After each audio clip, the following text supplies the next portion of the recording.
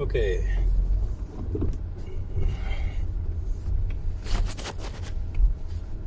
Yep.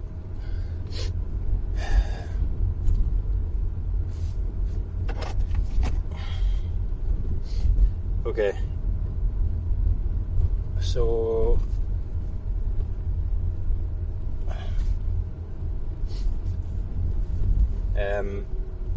one of my subscribers and someone who I talk to online about awakening stuff suggested doing a video on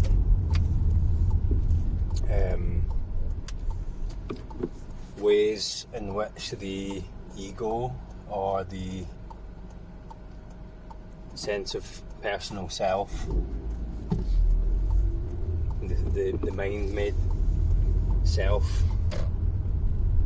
re-establishes itself as a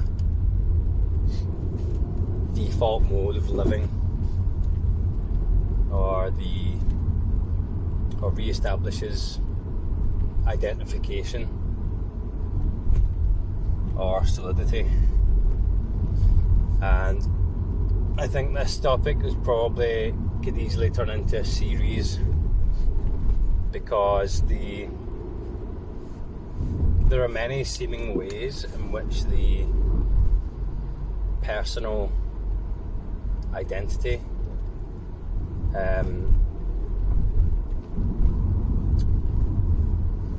grasps for our attention or re-solidifies itself. But essentially all of these different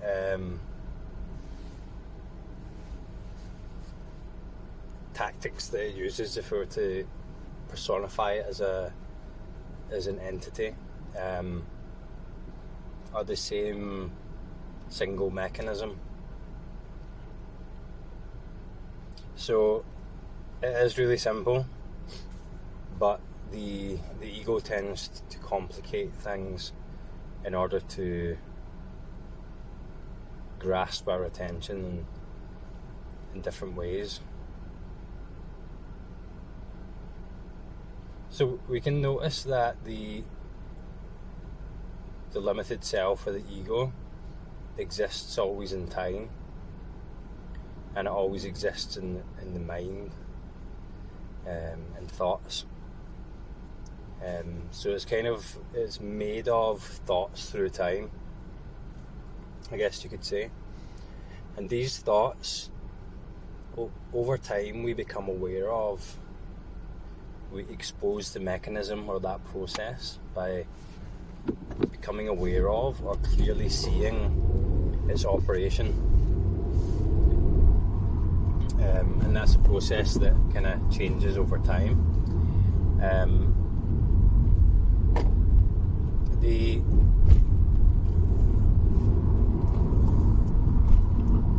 thought narratives are easy to spot for most people. So if you say, be aware of your thoughts, be aware of the story that your mind is telling you, look out for the stories. So the story today is people are crazy drivers today, but I don't know what's going on. It's like the dodgems. Look out for the stories, look out for the narrative, and that identification with the individual entity that narrative applies to, who is the central character in that narrative. That's how it kind of presents itself. And once we can see that, once we can continually notice this appearing in our consciousness, by noticing it, we become conscious of it, and then its power to seem real, to capture our attention and our in a way of identification, it loses that power over time, but it does take time. So look out for the story, look out for the narrative, look out for anything that's based in thought and time. So as this progresses, I'll give my own experience. So these thought narratives the obvious mental dialogue in the mind is only part of it. Seemingly, there are different layers of the self, different layers of thought.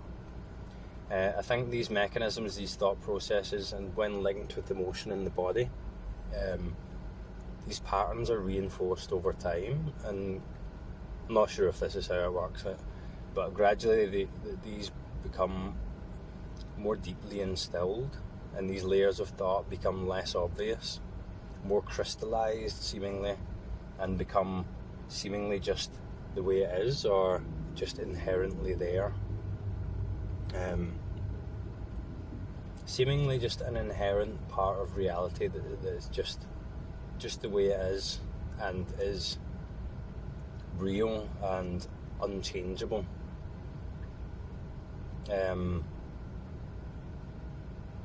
Over time, these begin to become exposed as well, and then again they lose their solidity, they surface and then dissipate.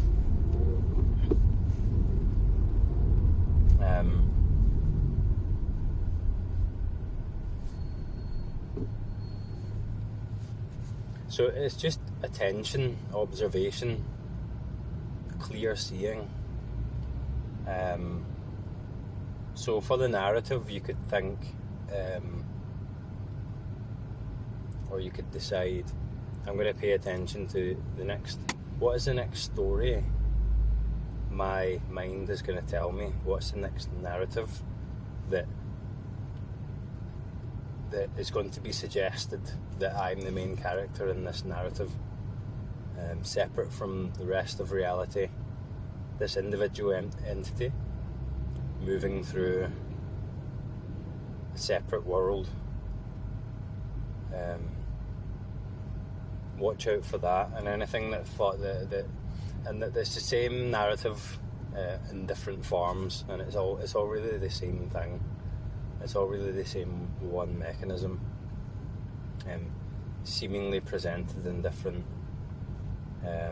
stories or contexts or scenarios, seemingly individual to ourselves, not like anyone else, completely different, because it's us and we are separate from everyone else. So those are the mental narratives, the mental dialogue that is fairly easy to spot, I think.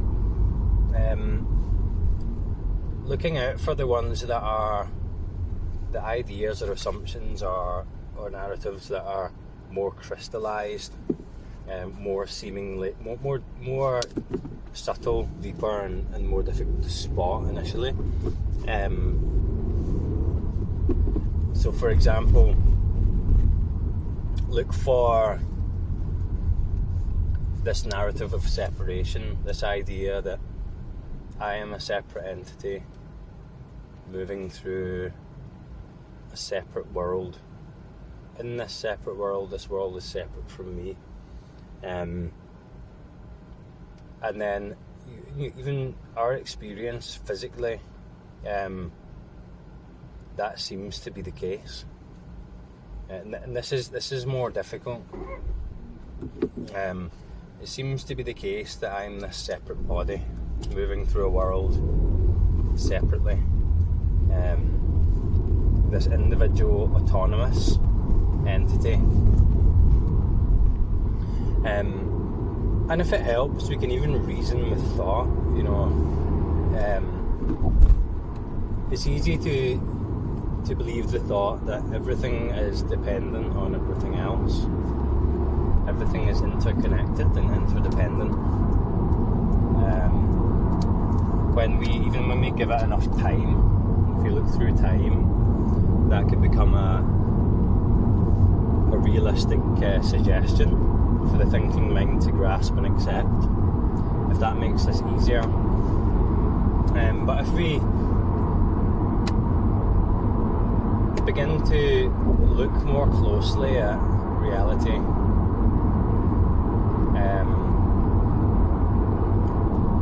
so an easy one to observe is, can you ever perceive in the visual field an object that appears separate from anything else.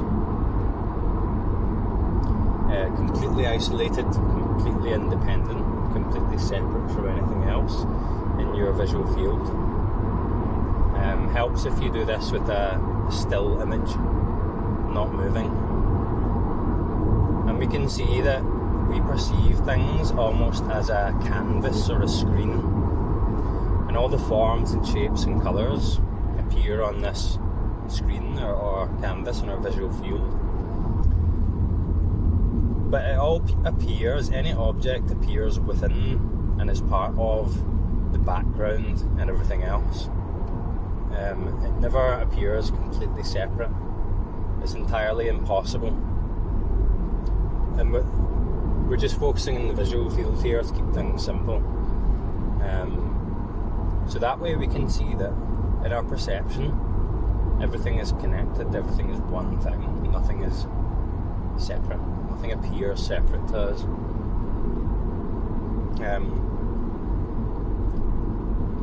If we stick with the visual field, this one's a bit trickier, and we ask ourselves, who is it that's perceiving these images, shapes that are appearing in consciousness? Who is it that's perceiving?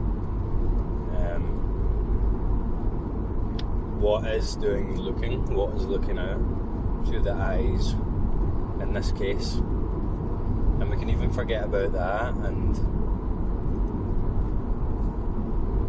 try and investigate that. Ask yourself, these images, shapes and colours are appearing in an awareness.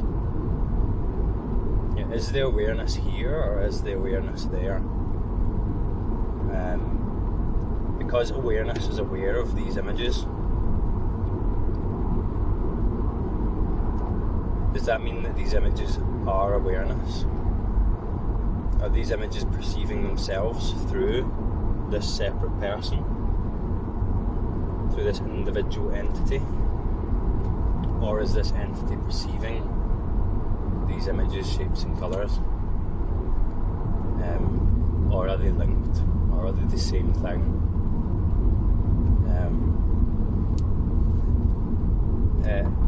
If that's not helpful, we can...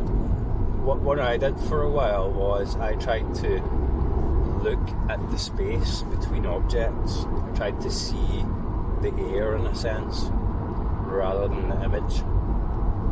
Sometimes that helps to close that gap there, to close that distance, that separation.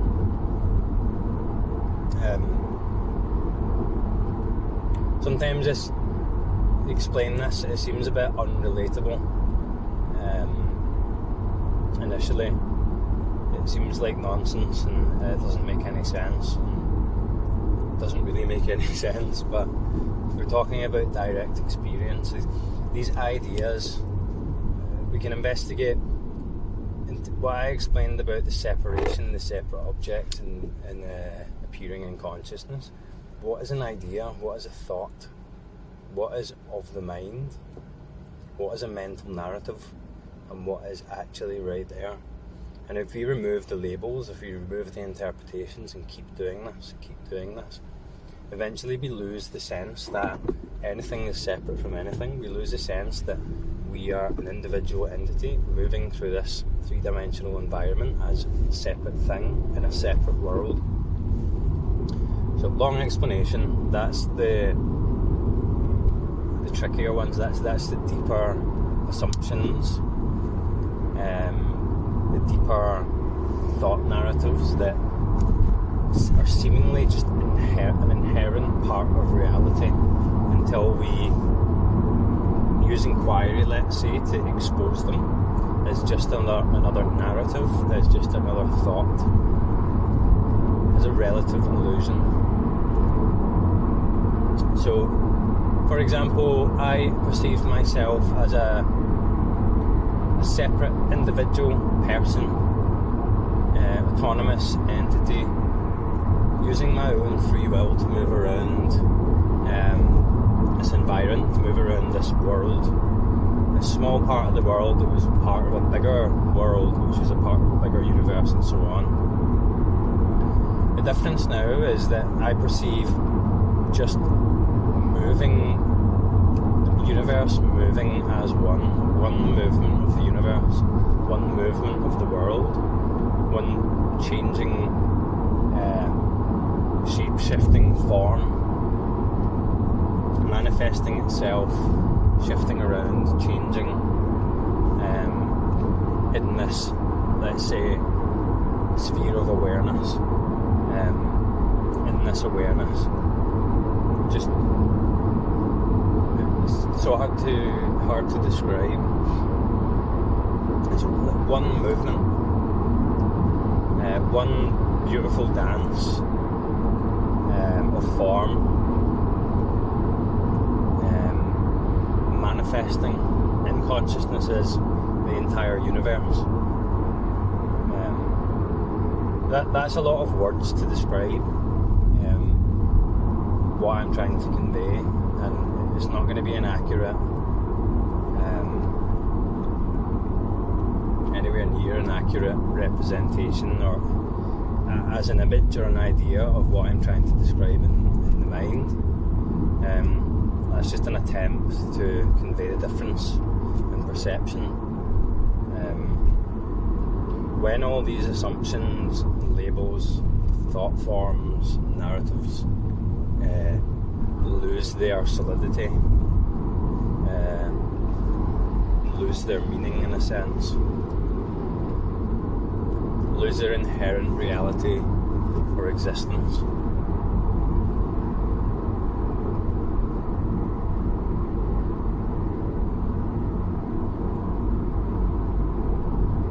I went off on a tangent there. So what was my point? Look for the story. Initially it's going to be an easy to spot mental dialogue, a narrative story we're telling ourselves about me, this entity, and my situation in this world. Look for that, become aware of that. Don't try and fight it. Don't say it's wrong. Don't judge it as wrong or incorrect or not real. Just become aware of that mechanism, that process, and observe it, and then keep observing it and look for the patterns.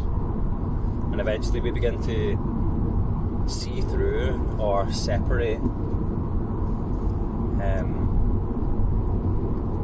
that narrative, that fictitious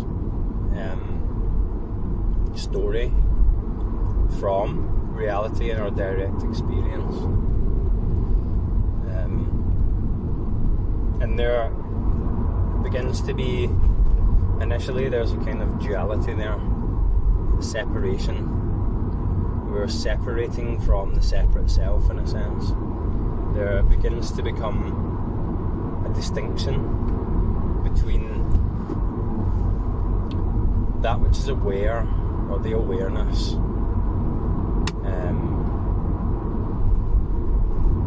and then the form or the story which it is aware of. The distinction, the separation appears there initially, and then it starts to dissolve as well. So I could describe it as stepping back from experience, stepping back from reality, stepping back from our story, and just observing.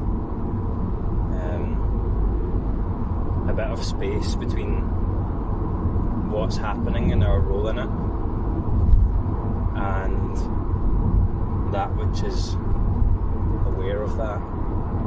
And then eventually we get pulled right back into experience.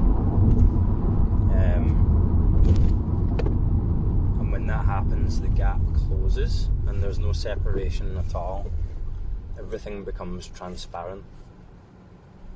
Everything moves through everything as the one singular more total than singular expression of the universe.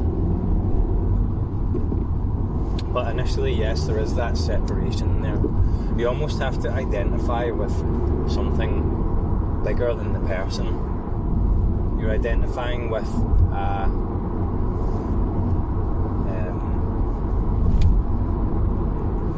let's say a larger entity.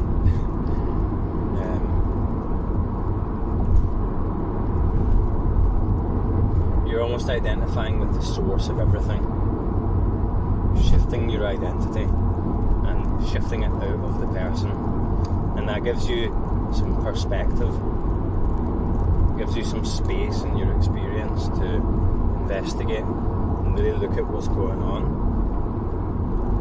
And then as things become more clear, that distinction collapses, and then all there is experience, really.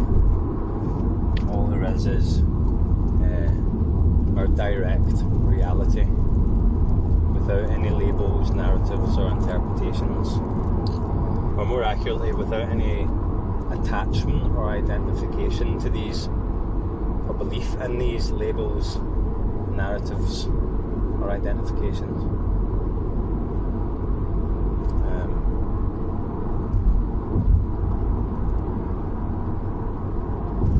I think I went off on a bit of a tangent there. To summarise, look out for the mental dialogue. Look out for a story, narrative, with a subject at the centre, person, a separate self at the centre, that either projects forwards into the future or remembers backwards into the past. Look out for that. And also, what's important as well is be aware of how much of that seems to be in the body. Move into the emotions. Observe the connection between this seeming biological, emotional sensation that happens and the thoughts and the narratives that surround it.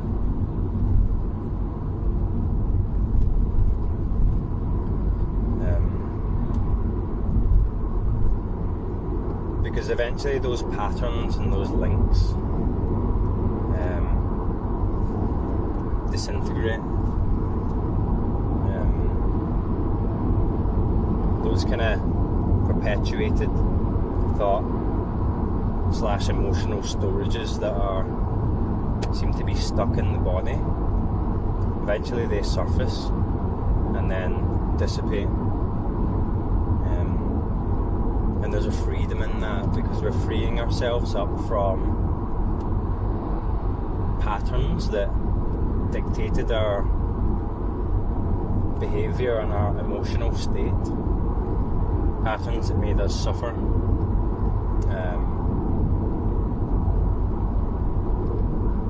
We're freeing ourselves up from that.